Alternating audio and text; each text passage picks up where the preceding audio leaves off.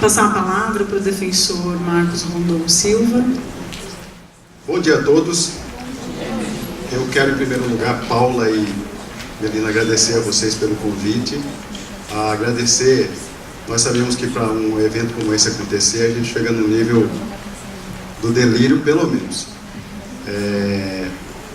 Às vezes dá passagem ao ato, em algumas ocasiões. Eu agradeço então o convite, e eu me lembro que quando eu recebi o convite, eu perguntei, eu posso contar a história da Rosilda, junto com a Clarice? Eu posso falar de uma nova episteme, de uma nova disciplina jurídica, na qual eu tenho pensado, que é o direito ao grito? Pode. Então hoje eu vou tentar, no tempo que foi estabelecido agora, contar, nesses 30 minutos, fazer uma narrativa, que eu já não sei se é da Rosilda só, se é minha só, se pertence a nós, ou se pertence a mim e a Rosilda, com essa pequena comunidade da qual eu vou falar e que tem se ampliado cada vez mais. Então eu quero falar com vocês sobre o direito ao grito. Então, o título no qual eu pensei, você pode pensar que ele comporta tanto a tentativa de uma nova episteme, porque em tudo que a gente faz é necessário que a gente crie comunidades epistêmicas, comunidade que criem saberes novos, que ultrapassem. Então, numa nova episteme, que eu estou chamando de direito ao grito, quanto um movimento de ultrapassagem do direito insuficiente ao grito necessário, muitas vezes. Ele pode ser compreendido também como uma passagem ao ato, porque em alguns momentos, envolvido nessa história, nessa narrativa, enredado por ela, eu quase passei. Esse tema que eu estou propondo aqui, ele veicula então um encontro, um evento-encontro circundado por mal-estar, uma elaboração desse mal-estar com a mediação da literatura. Para elaborar esse mal-estar, eu quero convidar você a ver comigo, junto com Richard Hort, com o Cortázar, com a Clarice Lispector, sobretudo, e com Melville. Oi? Não sei, a Paula que decide essas questões de dispositivos e anteparos. Paula, você diga. A gente compartilha no site. O material está aqui, vai ser compartilhado. Defensoria de São Paulo, depois a gente passa. Eu quero convidar você para vir comigo lá com o Hort, com o Cortázar, com a Clarice, querida, e com o Melville. Eu estou falando desses livros aí que me ajudam a elaborar esse mal-estar que me aconteceu. Contingência, Ironia e Solidariedade, do Hort, obra crítica do Cortázar, pela ideia de túnel e pelo papel da escrita, como ele fala, com a Hora da Estrela, da Clarice, e com esse livrinho poderosíssimo do Melville, que é a história do escrivão Bartleby. O que segue, então, é uma história e elaboração de um mal-estar a partir do encontro entre Marcos, Rosilda e a literatura, mediados por Hort, Cortázar, Clarice e Melville. Eu vou passar isso. Eu sou muito fã do Hort, então eu iria passar alguns minutos ali falando dele. Mas eu quero trazer o Hort para me ajudar nessa mediação. O uso ironista, que é um termo que ele usa no Contingência, Ironia e Solidariedade, para designar o tipo de pessoa que enfrenta a contingência de suas convicções e seus desejos mais centrais. Os ironistas liberais são pessoas que incluem entre esses desejos impossíveis de fundamentar sua própria esperança de que o sofrimento diminua, de que a humilhação dos seres humanos por outros seres humanos possa cessar. Então, há muito tempo depois de quando eu me encontrei com o Hort, eu sempre me coloco o meu discurso também como contingente. Porque é contingente, eu preciso ser irônico comigo. E porque contingente irônico, eu necessariamente preciso ser solidário com o sofrimento. Do Júlio Cortázar, eu quero trazer essa instância da palavra, do significante, bastante importante para a psicanálise. A palavra como uma instância manifestadora do humano, que é o que acontece na Clarice, que é o que acontece no livrinho do Melville. Uma palavra como antropofania, manifestação do humano. O romance que o Cortázar concebe, olha que coisa maravilhosa, como um recipiente para ajudar a engolir o material extraliterário. Clarice faz. Macabeia me incomoda. Como é que eu engulo essa moça? Escreva um romance. O narrador do Bartleby, ele pergunta: esse cara me incomoda, como é que eu faço? Escrevo sobre ele. E a minha pergunta é: essa história me incomoda, o que é que eu faço? Falo sobre. Escrevo sobre. Hoje eu estou no ato de falar sobre a história que eu vivi com a Rosilda. A escrita como exercício de desvio, desbaratamento. Escrita que é o desaforamento. Uma escrita que concebe uma literatura fora de si, doida, delirante. Quantos leem aqui o Manuel de Barros? Aquelas instâncias em que ele diz que o verbo pega delírio. É disso que eu estou falando. Escrita como uma apetência, fome, gosto, apetite. Eu então estou aqui lendo a Clarice como assumindo esse empreendimento cortasiano. Eu estou assumindo esse empreendimento com e pela Clarice, a partir de seu último livro A Hora da Estrela, para entrelaçar na narrativa dela sobre a Macabeia a história de meu encontro com a Rosilda. Eu estou então me desacomodando no divã da Clarice, porque diante da Clarice ninguém fica em paz, fica perturbado, mas é uma perturbação doce, muito produtiva. Eu estou me desacomodando no divã dela para tentar elaborar uma fala que dê conta da angústia que esse encontro me provocou. Eu estou dando um passo a mais no túnel, numa tentativa de clarear, eu já não sei se é clariciar ou clarear, esse evento sombrio que me aconteceu. Eu estou fazendo isso com a ajuda do narrador de Bartleby, o escrivão, que é um advogado. Eu estou elaborando uma fala do evento Rosilda como um evento Bartleby. Então, num primeiro momento, eu elaborei essa minha angústia com a Macabeia. E nesse momento eu estou fazendo uma sobreposição, ou mais uma camada, de elaborar esse meu evento de angústia com a Macabeia e com o Bartleby. Por isso eu estou chamando o evento Rosilda do evento Bartleby. Eu estou contando a história da Rosilda também, e quando eu recebi o convite eu perguntei: posso contar? Porque eu estou aí com essa imagem do Manuel de Barros, querido, trazendo dela essa frase, repetir, dele essa frase, repetir, até ficar diferente. Repetir ao longo do estilo. Eu acho que é possível, eu creio, que a repetição das coisas estilize uma diferença. Que a repetição das coisas abra frestas para que a diferença se manifeste. Porque na repetição há a diferença. Então, quando eu repito, quando eu emito o mesmo som, as instâncias de harmonia, de melodia do som permitem que mesmo um som repetido se torne musical. E eu encontro diferença. Eu encontro harmonia, encontro melodia. A história da Rosilda é essa então. Nós iniciamos o núcleo de execução penal, partimos de um protótipo numa unidade prisional pequena, depois estendemos primeiro para o presídio feminino, depois para o maior presídio de Mato Grosso, sempre atendendo, sabendo que o espaço do presídio é um espaço de violação de direitos permanente, mas um evento no presídio feminino foi um ponto de inflexão para mim. Eu batizei esse evento de maio de 2014, porque ele aconteceu em maio de 2014. Foi uma tragédia, foi uma lesão a direitos humanos no atacado, coletiva, como eu nunca tinha visto. Foi uma aproximação da sombra diferente, mais densa, mais pesada. E nesse evento, por cruel que ele parecesse, a tragédia da Rosilda se destacava com muito mais profundidade, com muito mais abissalidade. Então eu quero falar do drama da Rosilda, que eu encontrei nesse evento. Quando eu me deparei com isso, eu tentei elaborar, eu tentei estudar o mal. Eu fui estudar o mal desde a Hannah Arendt, da banalidade do mal, do aspecto filosófico, aspecto psicológico, psicanalítico, só que tudo que eu li falhava para Rosilda.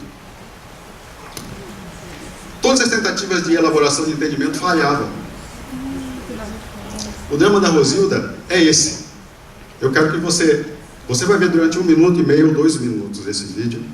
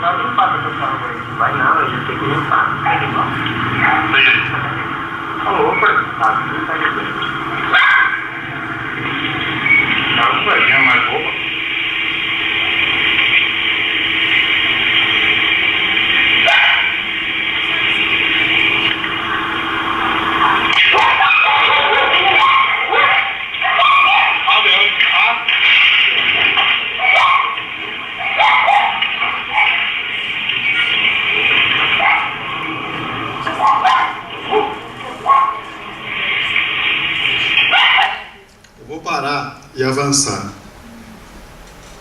A história da Rosilda começa aí.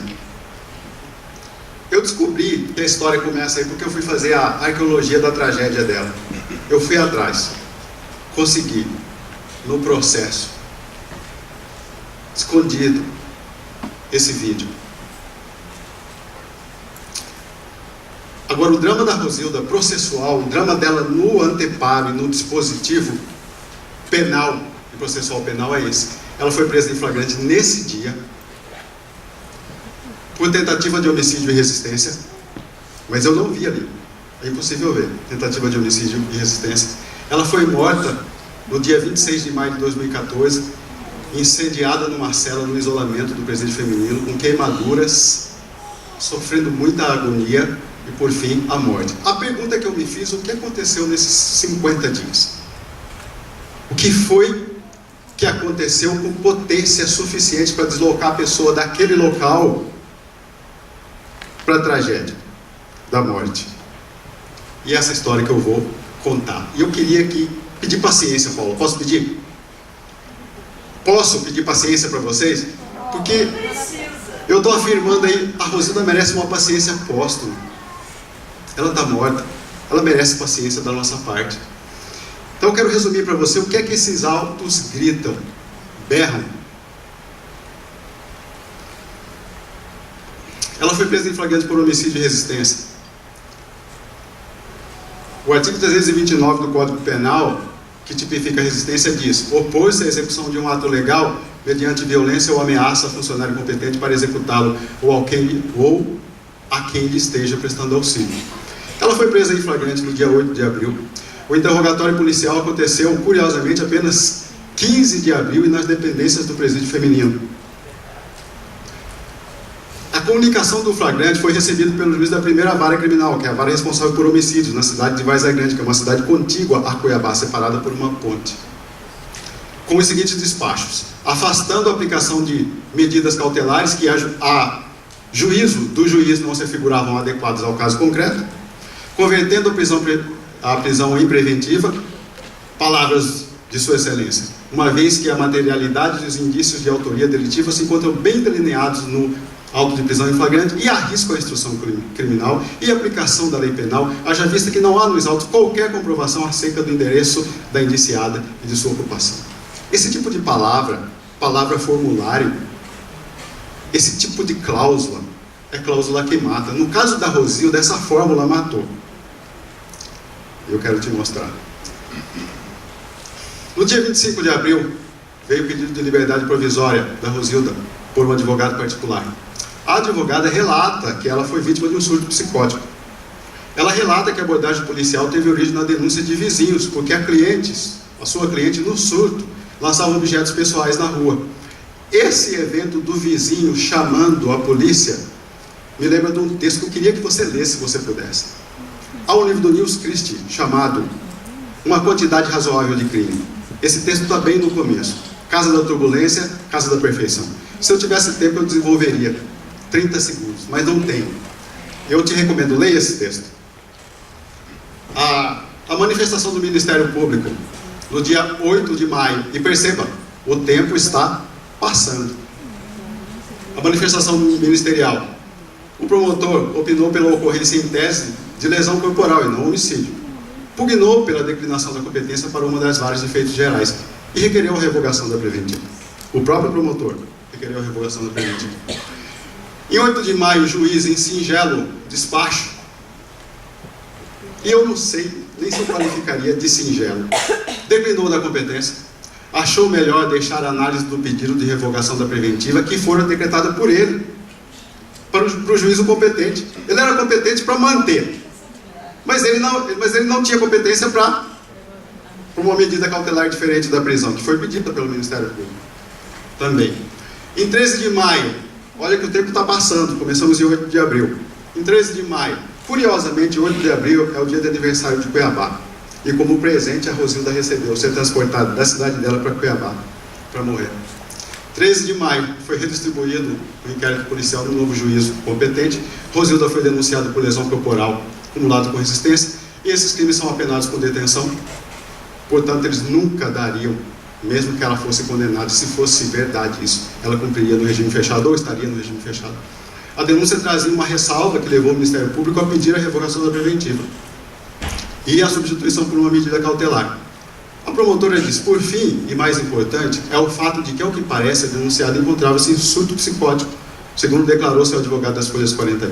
Por isso, salvo o melhor juízo, para garantia da integridade física e dela e das demais pessoas, deve ser aplicada a mesma condição prevista no inciso tal, você conhece, que seria internação provisória em rede conveniada ou as expensas do poder público solicitando-se vaga. Diante dessa manifestação ministerial, a denúncia foi recebida, essa denúncia na 4ª Vara Criminal, por esses delitos. Sua Excelência entendeu ausentes os requisitos autorizadores da preventiva. Sua Excelência aplicou uma medida cautelar alternativa à prisão. Porém, era tarde. Porque no dia 26 a Rosilda faleceu como consequência de graves queimaduras que sofreu no interior da cela, para a qual foi mandada em 8 de abril, na qual permaneceu presa cautelarmente em regime fechado numa penitenciária por 1 mês e 19 dias. Portanto, a Rosilda foi, antes, vitimada com um claro adiantamento de punição em regime inadequado, em estabelecimento penal inadequado. Ela foi lançada numa penitenciária, presídio feminino, numa cela destinada a triagem e isolamento, mas que notoriamente é conhecida pela falta de luz, pela sujeira e infestação de baratas. Os autos mostram, Paula mostra que eu tenho 10 minutos, os autos mostram que Rosilda foi vítima do evidente despreparo de agentes públicos para lidar com uma pessoa portadora de transtorno mental. Além da abordagem policial inadequada, todo o aparato, dispositivo, anteparo do Estado, do sistema de justiça criminal, foi acionado não para colocar a salvo os direitos dela, os direitos à saúde, mas para endereçar uma pessoa ao destino mais fácil, mais expedito, à prisão. Esse fetiche. Eu acho que esse tema da prisão como fetiche precisava ser explorado, mas muito explorado mesmo. Os fatos que envolvem a custódia da Rosilda, enfim, rendiam ensejo a uma reparação civil por parte do Estado, coisas todas que nós postulamos. Agora, no presídio, o que é que aconteceu no dia da tragédia? A análise da documentação que eu requisitei para a direção mostra que, segundo o boletim de ocorrência, a agente prisional que fez a comunicação desse boletim na delegacia relatou que o evento do incêndio ocorreu 11h40 da manhã. Então tinha um dado oficial, o evento ocorreu 11h40 da manhã.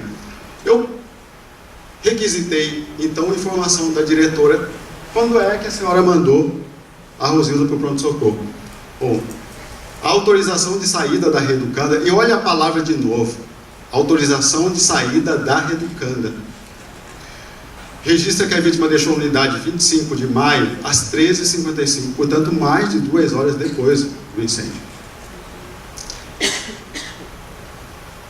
não bastasse esse quadro, havia um requinte de crueldade no documento oficial, porque a diretora, nessa autorização, não obstante o quadro emergencial, de uma pessoa com queimadura de 3º grau agonizando, ela determinou que a saída da reeducanda se desse com as cautelas de praxe.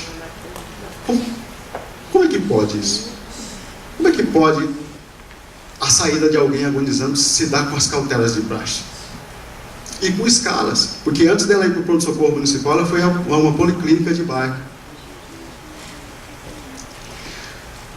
E só depois ao PSM para realizar consulta médica de emergência. Essas palavras desses documentos, essas palavras cândidas, elas matam, elas apagam, elas produzem um apagamento, e a gente vai deixando, e a gente vai repetindo também, muitas vezes.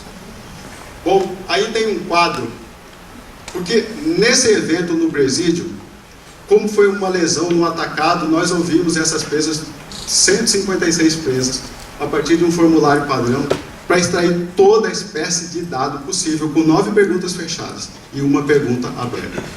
Com respeito a Rosilda, ficou muito claro que houve negligência, porque esse percentual de mulheres que presenciaram ocularmente o evento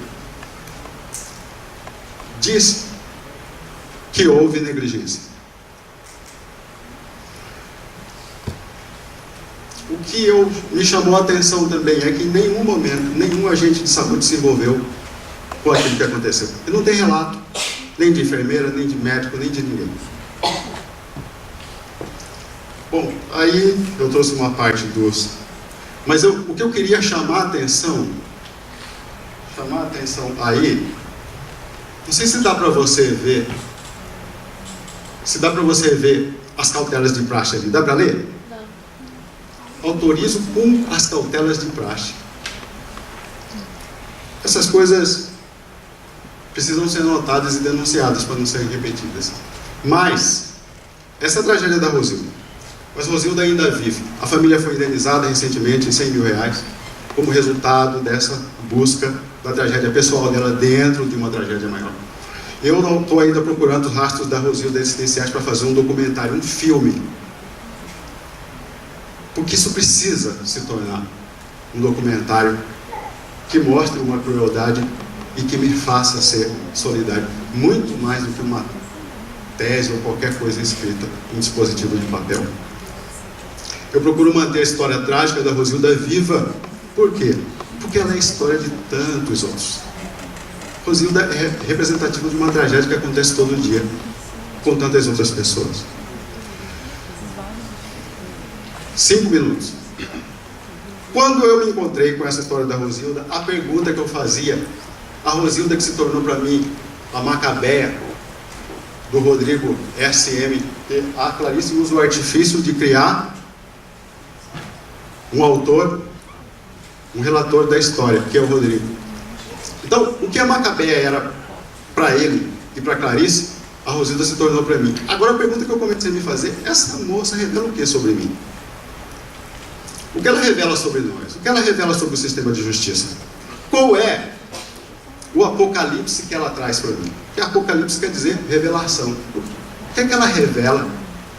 É a iminência de quê? É a iminência de que tragédia sobre mim como humano?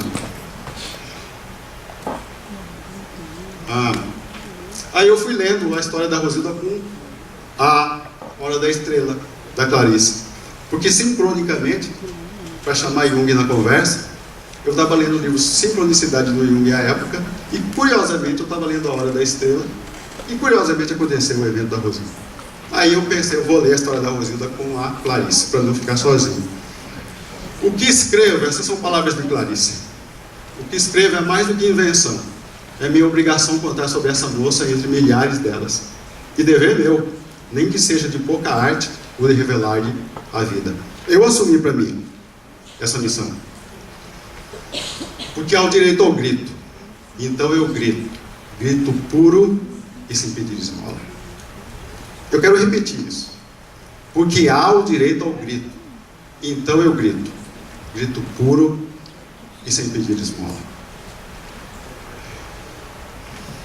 Limito-me a contar as fracas aventuras de uma moça numa cidade toda feita contra ela. Essa é a história da Rosilda. A cidade é contra ela. A vizinhança, os normais da casa da perfeição, não entende a gente que habita a casa da turbulência, então chama a polícia. Mas a cidade toda é desenhada contra ela, todo o aparato, todo o dispositivo, todo o anteparo da cidade contra. Eu quero aceitar minha liberdade de pensar o que muitos acham, que existir é coisa de doido, caso de loucura, existir não é lógico. Por que não pode ser lógico quando a gente encontra uma história dessa? Quando a moça ela vive num limbo pessoal sem alcançar o pior nem o melhor, seu viver é a ralo. Sabe por que a Rosilda escorreu pelo ralo do presídio? Porque a existência dela é rala. Escorreu. Ela foi dejetada naquela cela. Ela escorreu pelo ralo, pela dejeção do sistema. Vai ser difícil escrever essa história. Apesar de não ter nada a ver com a moça, terei que me escrever todo através dela, entre os espantos dela. E eu digo para você, eu digo com verdade. Eu me reescrevi, estou me reescrevendo todo depois da Rosilda. Os fatos são sonoros, mas entre os fatos há um sussurro. É muito simples. A moça não tinha. Não tinha o quê? É apenas isso mesmo.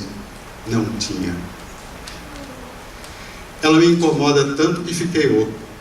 Eu estou oco dessa moça. Há poucos fatos a narrar. E aí, o que eu quero te chamar a atenção é que o narrador da Hora da Estrela usa uma linguagem de acusação.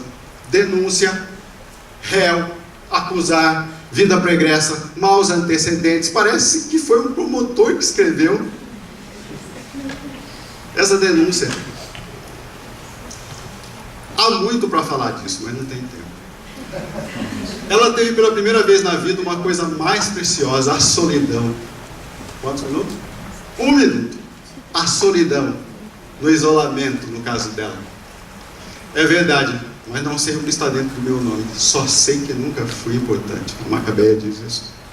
A Rosilda, certamente, se alguém ouvisse a fala dessa moça, ela diria uma coisa por aí. Nem se dava conta de que vivia numa sociedade técnica, onde era um parafuso dispensável.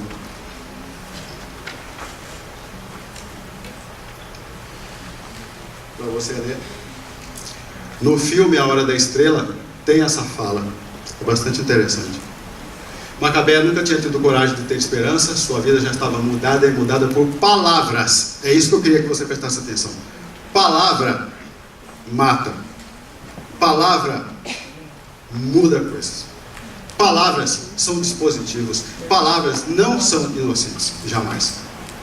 Às vezes palavras, segundo Kierkegaard, existem para disfarçar o pensamento, em muitos casos. Mas numa atuação positiva, na maioria dos casos, no ambiente que nós vivemos, as palavras são dispositivos feitos para matar. O que queria dizer é que, apesar de tudo, ela pertencia a uma resistente raça anã teimosa que um dia vai, talvez, reivindicar o direito ao grito. O que eu estou fazendo aqui hoje é reivindicando o direito ao grito da Rosilda. Ela não pode gritar. Eu posso. Ela não pode mais, não tem voz. Talvez nunca tenha tido. Eu posso. Eu falo. Eu grito. Eu acuso. Eu me acuso. Junto. Macabeia me matou. Ela estava, enfim, livre de si e de nós. Morta, os sinos badalavam, mas sem que seus bronzes lhe dessem som. Agora eu entendo essa história. Ela é a iminência que há nos sinos que quase badalam. O que o sino faz? Repete som. Não é? Por isso que eu comecei com repetição e diferença. Porque eu estava lembrando da imagem do som repetido. Silêncio. O livro termina assim, Hora da Estrela. O livrinho está aqui. Paulo, você me dá mais 2 minutos só? O livrinho está aqui. Eu nem vou chegar ao fim do que eu tinha concebido. O livrinho está aqui, poderosíssimo. Pensa num livro poderoso. Ele termina assim, silêncio. Se um dia Deus vier à terra, haverá silêncio grande. Eu vos pergunto, qual o peso da luz? E eu vou dizer para vocês aqui hoje, eu vivi uma revelação. Quando essas mulheres cantaram aqui, eu vinha com essa pergunta, porque a Clarice, as palavras dela ficam badalando na gente, é um inferno.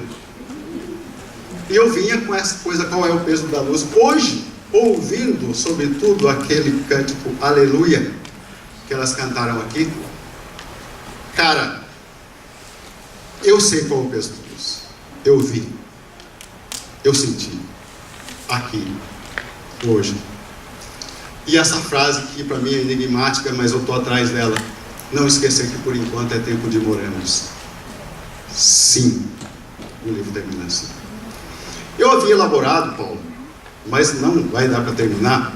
Mas eu vou fazer um resumo. Olha, depois disso eu li este livrinho poderosíssimo do Melville. Melville é mais conhecido por Moby Dick. Bartleby, o escrivão. Herman Melville. Quem já leu aqui? Quem já leu, releia. Quem não leu, leia. Sabe por quê?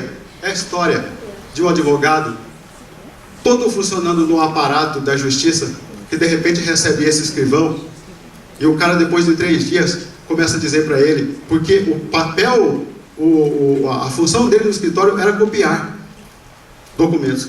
E a partir de um momento, ele diz, prefiro não fazer. Prefiro não.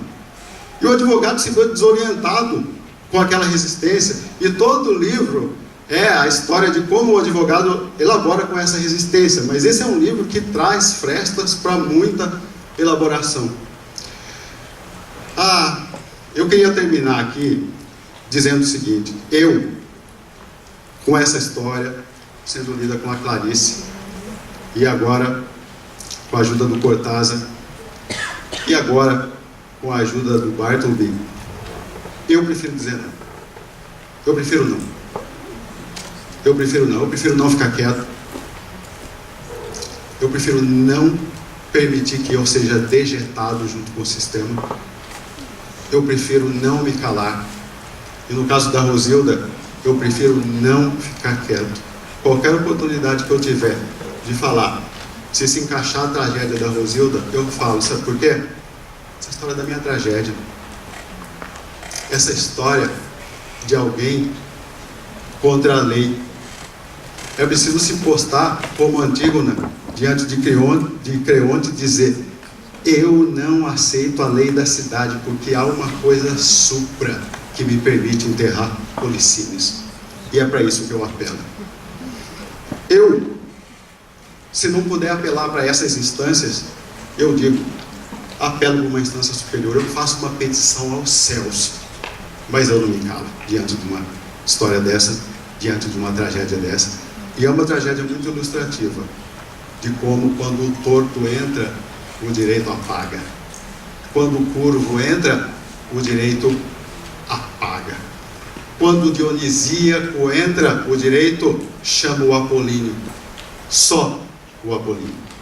Já estou me estendendo, obrigado. Eu poderia falar. E a gente poderia ouvir muito mais. Obrigada, Marcos. Eu também não, viu? Vou lembrar muito. Prefiro não. Alguém quer gritar aí? Fazer algum comentário? A gente vai ter alguns... Eu vou sugerir aqui, só para a gente não atrasar a programação, 2 manifestações, perguntas, comentários, para depois a gente encerrar essa parte da manhã, que daqui a pouco tem muito mais.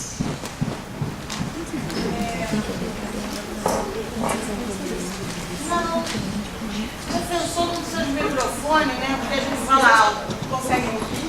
Dá para ouvir aí, gente? Dá? Pois é, eu queria saber, a gente grita muito tempo, a gente grita por tudo. Então eu queria saber do senhor, primeiro dar os parabéns, dar parabéns à mesa, se a gente pode começar a chamar esse direito ao grito de uma forma de direitos fundamentais, como ele poderia se encaixar? A gente aqui, querendo ou não, parte da nossa teoria, da nossa vivência, das nossas leituras, formação acadêmica, mestrado, enfim, o que seja, próprio estudo para o concurso, que é o grande grito, que a gente diz não para a família, a gente diz não para o filho que cresce, né? E a gente não vê andar, tem que sentar e ler. Na minha época não tinha nem internet, nem nada. No Rio de Janeiro a gente ganhava uma folha de papel timbrada, tirava a xerox e diziam, agora vai. Eu também sou formada em letras e adoro Clarice Lispector. Ela me ajudou a viver. Talvez tenha sido responsável por eu ter escolhido a defensoria. Então, não é uma pergunta em si, mas vivemos um momento que temos que recorrer ao positivismo, porque mesmo o juiz, a meu ver, eu respeito que não tem essa opinião, ele, antes de tudo, é irresponsável. Que é uma irresponsabilidade a figura humana. Isso daí, eu sou a moça do crime. Eu era uma moça de família e passei ao crime. E não me aposento. Já me perguntaram, você já pode se aposentar? Quem disse que eu quero? Abre vaga, faz concurso, paga quando pode, mas eu não saio. Eu grito. Peguei um avião, passei mal, comi comida estragada ontem, mas eu estou aqui gritando.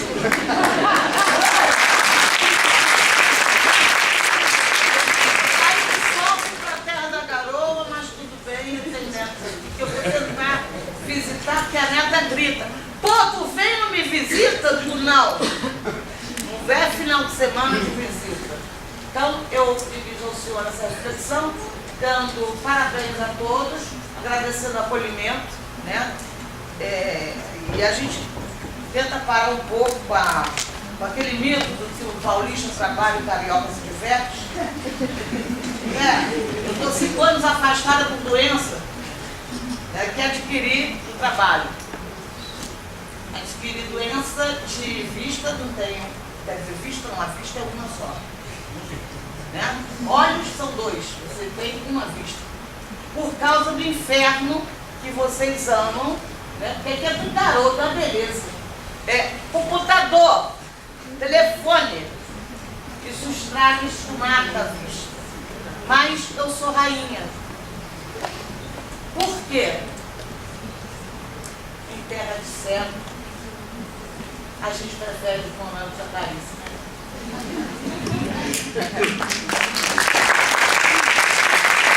Faz a sequência. Mais alguém? Eu vou mudar a tese do doutorado, porque eu queria falar do direito à morte. Você agora prefere não? Eu preciso escrever sobre direito ao grito. Aí gostei. Eu quero saber se aqui na PUC de São Paulo tem alguém, um louco, que queira me orientar a gritar. Quando eu escrevi o mestrado, eu falei, cuidado com o Supremo, chamada de louca. Qual que é a sua área do conhecimento?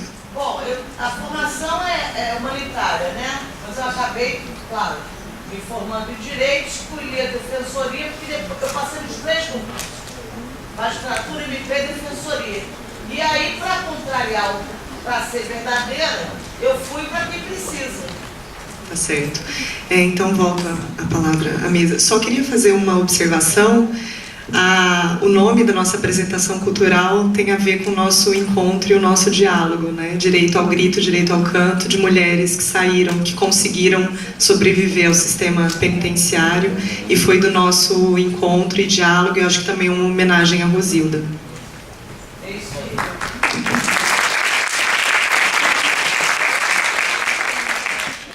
E o título, né, Mel? O anteparo não à toa, né? Pra gente não se esquecer dele também. Bom, gente.